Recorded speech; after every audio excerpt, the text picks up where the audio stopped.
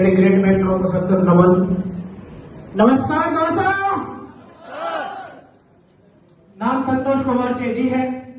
Basically diamond नगरी बातेपुर का रहने वाला हूं। प्रोफेसर की बात करूं तो गवर्नमेंट सीनियर टीचर हूं और अनायास ही इस बिजनेस में ऐसे ही आ गए थे साथियों।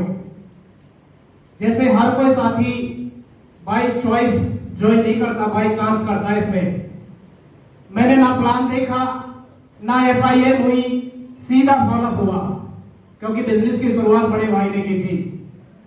और जैसा अक्सर हमें फील्ड में देखने को मिलता है, नेगेटिविटी भरी पड़ी थी पूरी की पूरी।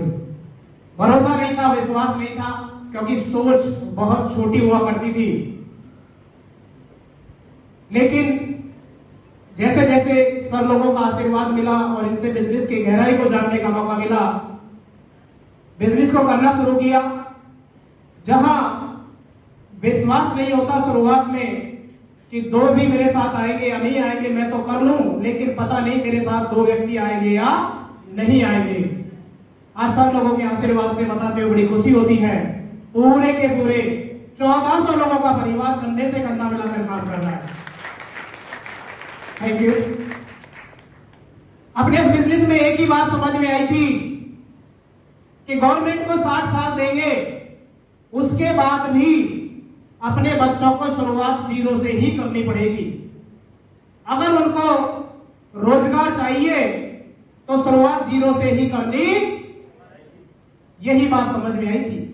और अगर इस बिजनेस को कर लेते हैं शिद्दत के साथ 4 से 5 साल, तो इस बात की तो गारंटी है कि अपने बच्चों को शुरुआत जीरो से नहीं, बल्कि जहां छोड़ेंगे हम, अगर 50,000 रुपए महीने की इनकम छोड़ते हैं इस बिजनेस के भीतर, तो अपने बच्चे 50,001 से शुरुआत करेंगे।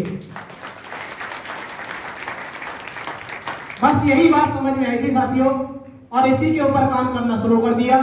और आज लगातार ग्रेट मेंटर्स और प्यारी सी टीम के सहयोग और साथ की वजह से यहां तक पहुंच गए।